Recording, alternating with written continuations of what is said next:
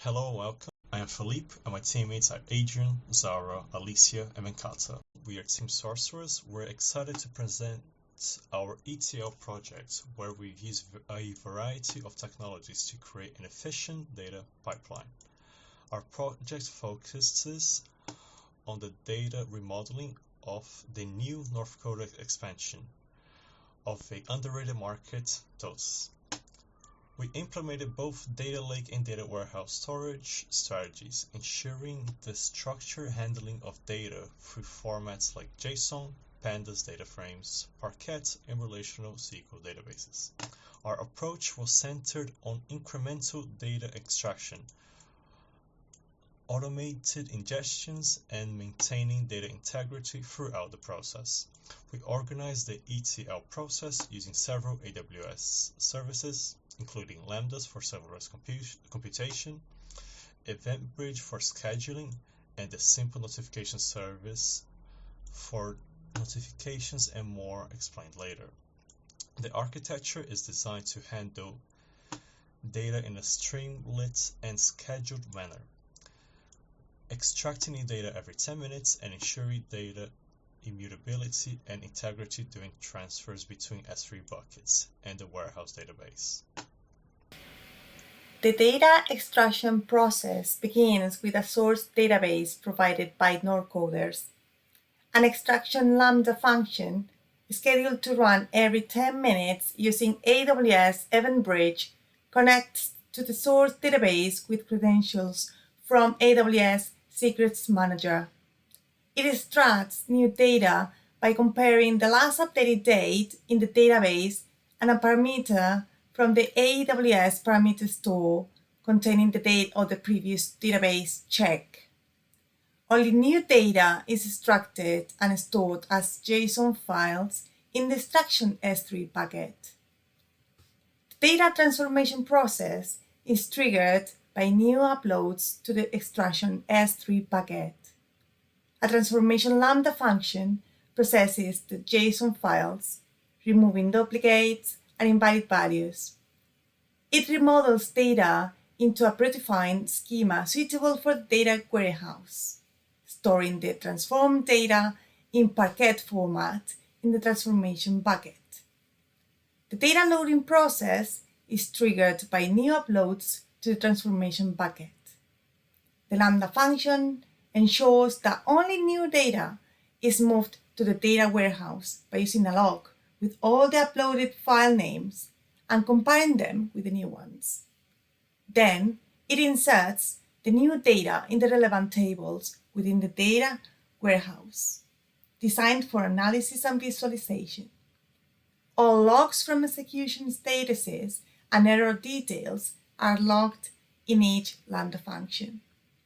Monitoring and alerts are managed by an AWS CloudWatch log group, picking up the logs from the ETL processes, generating alerts for significant errors, and sending notifications via email by using the AWS SNS service. Hello everyone. I would like to explain what are the technologies we used in this project. Firstly, the core technology is Python, which is the backbone of our project. Python allowed us to effectively handle various parts of the data pipeline, from data extraction and transformation to loading and testing. For testing, we used PyTest to write simple, scalable tests to ensure code reliability and reduce errors. For code qualities, we used black to black package to enforce code style consistency in the entire project. For AWS integration, we used Boto3, which handles integration with AWS resources. And to test this Boto3, we used Moto to mock the AWS resources. For database interactions, we utilized PG8000 to query the Progress SQL source database and employed DBweaver and pgadmin for database visualization. For infrastructure as a code, we utilized Terraform to create all AWS infrastructure, which enables version control, reproducibility, and efficient resource management. For CI/CD process, we used GitHub. It provides various version control in a shared environment and enabling collaboration and code management across the team. And GitHub Actions automate the CI/CD pipeline, handling testing, security checks, and deployments. Ensure that every code changes was tested and validated before deployment, maintaining the code quality and security also. For security and credentials management, we used AWS Secrets Manager to securely store database credentials. Finally, for database visualizations, we used AWS QuickSight to display the dashboards for real-time insights. So I'd like to take you through some of the insights that our data offered using AWS QuickSight about our growing totes empire. This first chart shows the amount of totes sold by month. We're fairly consistent on our sales since the business began, averaging roughly 22 million per month, which I'm sure you'll agree is a lot of totes. Now we move to a graph showing our geographical sales by region. The people in Southeast Asia are definitely the most fashionable, as evidenced by this hotspot. In Indonesia, they bought just under 87 million units, which is nearly 1 in 3 of their population sporting one of our eye-catching designs. This kind of analysis is quickly able to highlight changes in the business, which will be very useful to spot and focus future development. We also display another chart which shows the number of units sold by quarter by region. This once again highlights the ever-popular design of our totes in Indonesia, but also that it could be a timely warning that our recent surge in sales could be on the brink of decline. Time to roll out the marketing budget, perhaps.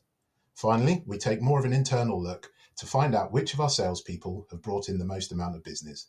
The figures are fairly consistent across the whole team, however, Brody leads the pack with just less than 25 million. Again, these types of deep dives into our data are possible because of the structure and analysis-friendly nature of the new ToteSys data warehouse, which Team Sorceress have produced. We faced several challenges, including performance issues, data cleaning, and ensuring data integrity.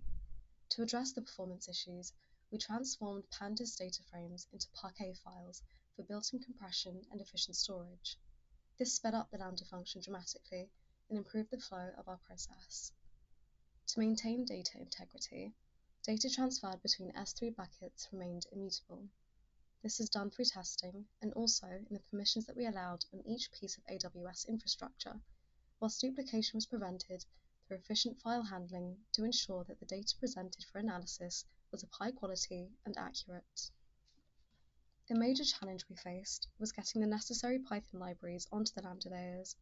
This is due to storage limitations available to AWS Lambdas, which led to the choice of using AWS Wrangler instead of other more resource-consuming tools. A final major hurdle encountered was when we made our initial attempt at CI/CD.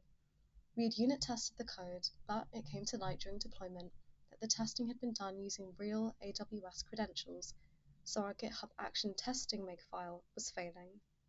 We diagnosed and fixed the problem to guarantee seamless deployment to our main branch. At each stage of the deployment of our process, testing was at our core. We used integration Python testing frameworks like unit test and PyTest at every stage to ensure that we had the maximum amount of coverage in our final unit tests. Moto was used to simulate AWS credentials to avoid mutating existing AWS infrastructure so that the test environment remained isolated. Thank you for your attention. We look forward to your questions and feedback on our ETL project.